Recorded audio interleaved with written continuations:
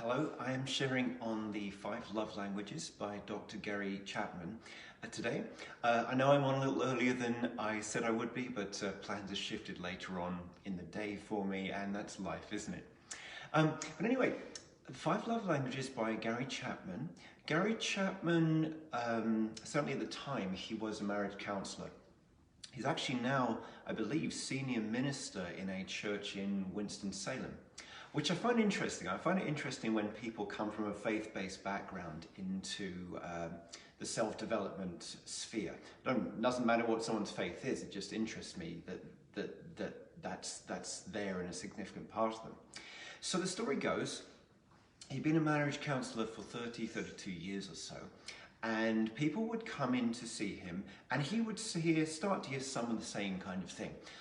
My husband, my wife, I feel they don't love me anymore, they don't listen to me, they don't see me, that kind of thing. And the other big thing he was hearing is that after a couple of years of marriage, that spark, that flame wasn't there. And so he, after a few decades, started to read through his old case notes and began to see certain themes that would appear. He coined a phrase, the emotional love tank, when the emotional love tank is empty and how to fill it. I actually came across this book. I actually came across this a few years ago when Anna, my wife, and I, when we went for counselling ourselves, because we're human beings, right? We're human beings, we've gone through our own stuff, and this book was recommended to us at the time. Since then, for myself as a practitioner, several people every week come in and will say something about their relationship, and I'll mention this book. It's a good book for helping oneself be heard, helping oneself see another person, finding energy where what one had been doing wasn't working, and so on. The essence of the 5 Love Languages, the essence of this book is about, I want to say it's about choice, it's about empathy, it's about consideration. Yes, there are 5 things, and I'll get onto them in a minute, but it's very much about how you use them, and that's what opens up and releases energy. So let me give you the classic example, analogy of that this book opens up with. I'm going to change some of the countries. Anyway, so let's say me as an English speaker. Let's say I go to Germany, and I'm like, well, everyone speaks English, so I'll just go here and speak English. But of course, it's Germany; they speak German. And the logic would be like me getting upset because no one in Germany wants to speak English. No one understands what I'm saying, even though I'm speaking English in a German-speaking country, and I can't understand what they're saying. The analogy here is that we each have our own ways, our own unique way of expressing love, giving love, and wanting it. And the real value of a book like this, a work like this, is getting across that it's not personal. We take it so very personally, but it's not personal. And if we can learn to understand, speak, and identify our significant other's love language, then there's a whole universe of possibility and opportunity available to us. So without further ado, what are the 5 love languages, as he puts them? First of all, there is words of affirmation. And I'll get into this in greater detail. There is words of affirmation. There is quality time. There is receiving gifts. There is acts of service. And lastly is physical touch. So that is words of affirmation, quality time, receiving gifts, and acts of service, and physical touch. I will explain. I'll explain, given my in relation to my own life, an example of a miscommunication there. So one of my main love languages is acts of service. One of Anna's is words of affirmation. So if I take something like, for me, I might go and take the trash out or something. I might go and do that.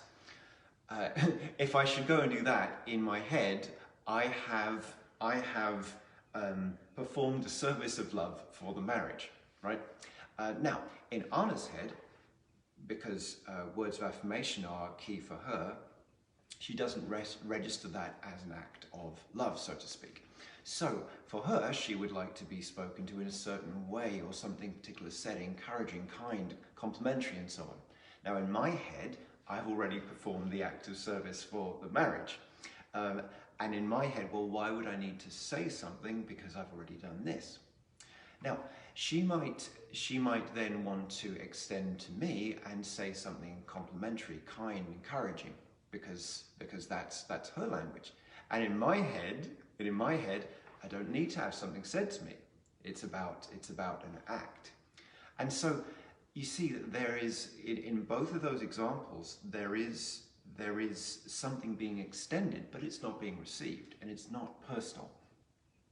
So to get a little bit more into depth about how each of the 5 work, how to communicate and what to avoid there, because this is one of those books where you kind of really have to get into the source material a little bit.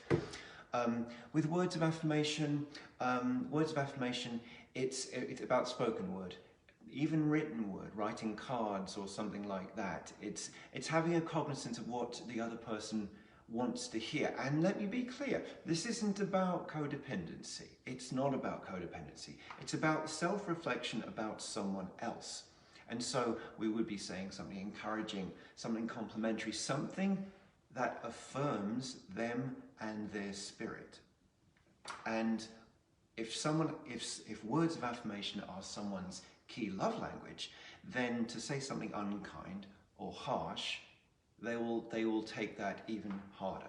Okay, so that's important. That's important there. With quality time, it's really doing anything together without interruption,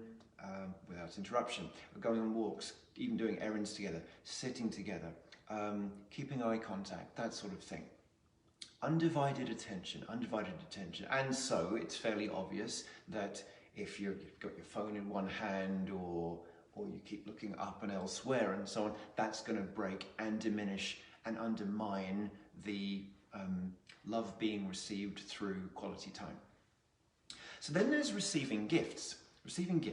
And yes, that's receiving a gift, giving a gift, absolutely. But also, and this is where it gets interesting, giving of your time is a gift. Being helpful is a gift. Exchanging chores is a gift. It's not just reaching into your wallet, buying something and giving it. It's making something, it's creating something. It's a pleasant facial expression. And I'm saying this because when I've spoken to people who are aware that one of their partner's love languages is receiving gifts, and I say, well, I don't have the money, I can't do it.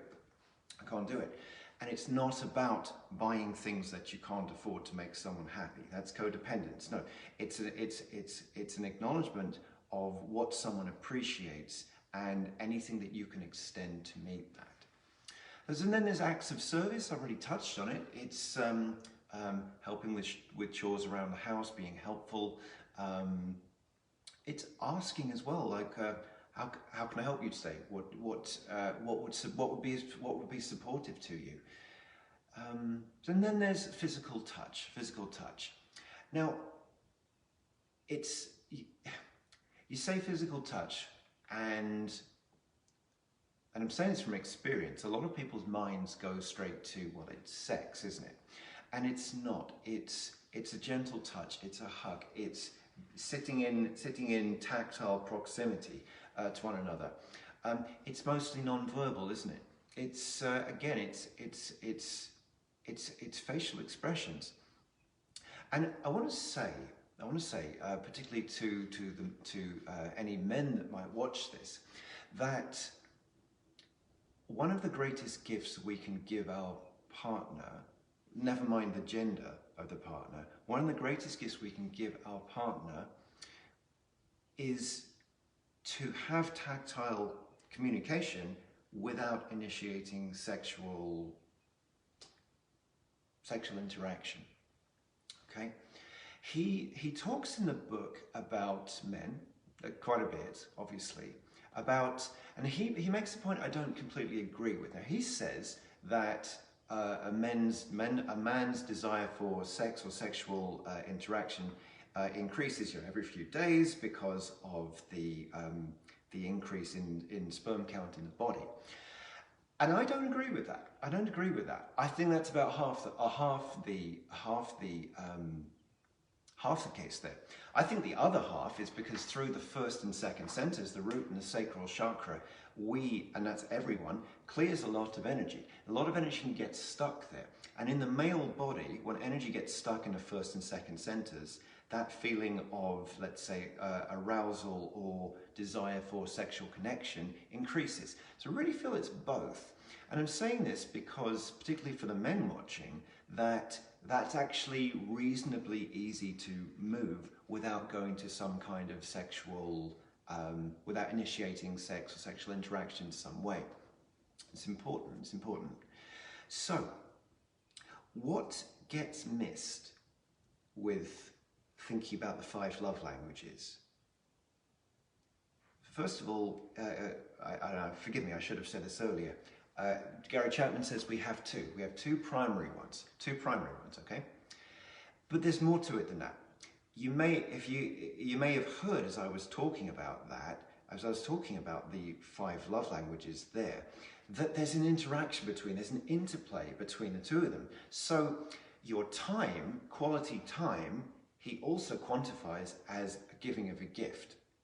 So I don't know that the best way to approach the 5 love languages is say, this is my first one and this is my second one. You know, coming back to this material, as I am now, after a little while, I realized, gosh, I think my primary 2 have actually changed. And it's interesting to think that I think they've actually changed. They're different. But hey, I'm several years older now, aren't I? So if you're going to read this book, I know he says we have 2 primary ones, but I would really encourage you to think more broadly about that. And foundationally, that it is about, as he says, love is a choice. These things don't just happen. And it is the free and self-directed choice to extend interest, attention to your partner. That's what will make something happen. If you're doing something just to make someone change, well, that will never work. If you're doing something because it feels like the right thing to do and you're inspired and motivated that way, then something probably will happen. If you're looking to, just like if you're looking to create a habit, a habit won't get formed the first time. It won't get formed the second time. It gets formed out of self-directed repetition, and I would encourage you to follow these principles that way. All right, nearly there. So how do you know what your love language or primary love languages are? So he says that really you need to look at the things that you're wanting, and the things that you complain that your partner doesn't give you. It's pretty much both. It's pretty much looking both of those 2 ways. He does talk about what did you not get when you were a child, but I don't know that so much applies. I would be more inclined to look at what your current situation actually is, what you're wanting, what you're not getting, what you're giving and frustrated that's not being received. That's the key indicators, I would say. It's worth mentioning as well that while this book, The 5 Love Languages, is written for couples, he's written a lot of other books as well, as these authors do, to other groups and other ages. So there's a 5 love languages for children, there's one for teens, there's one for parents, there's one for men, there's one for appreciation in the workplace. And so I thought I would just mention briefly, oh, there's one for single people as well. There's one for single people. So, and I remember mentioning that to someone. I'd forgotten all about that. Single people. Yes, it's not just about couples. So, with children, say for example, If a child's love language is not receiving gifts, then no amount of giving of something is going to connect with them.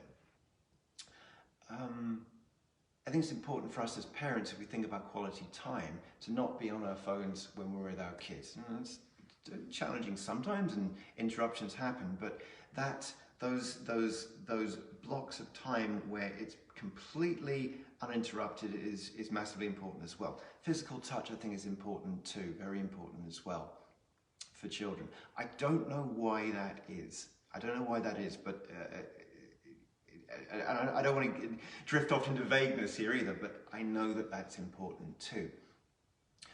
If you're watching this and you are not in a relationship, then I would say the 5 love languages can apply to oneself also. Let's take something like physical touch. It doesn't have to be physical touch. It can be a warm bath. It can be a walk outside in the sunshine, something like that. Quality time is a quality time without interruptions, emails, phones, and so on. Giving yourself the gift of a good meal, gift of good company, and so on and so on and so on. I like Gary Chapman. I like listening to him. I love his voice, I love his accent. I love that he is really devoted to what he does.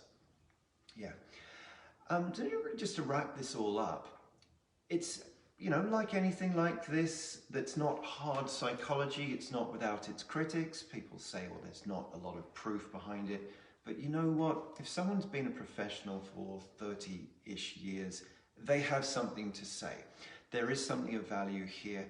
If you're going to apply this to your own relationship, don't just learn what your 2 love languages are and switch off there. That's where the work begins. It's not where it ends. I'm also cognizant that this is a work from the 90s, and if he had written it in 92, he wrote it. If he wrote it in 1992, that means his body of work extends from the 60s. And our life these days is not like the 60s, 70s, and 80s. Life is moving a lot quicker now. We think a lot more laterally in a lot more parallel way. We know a lot more things. And so I'm not discounting it at all, but that's why I'm saying I don't think we just have 2 primary love languages anymore. And also with the last couple of months of our lives, you might say I would say we're still on quarantine and shutdown. We're around each other a bit more. There's more factors coming into play as well. Okay. So he's one of those authors, I would say, look him up on YouTube, listen to his, enjoy how he speaks, check out some of his other books, and I think that's really all I have to say. Gary Chapman, The 5 Love Languages. Oh, reflection in the window. The 5 Love Languages. Check it out, enjoy, and I want to wish you a very happy Saturday, a very great weekend.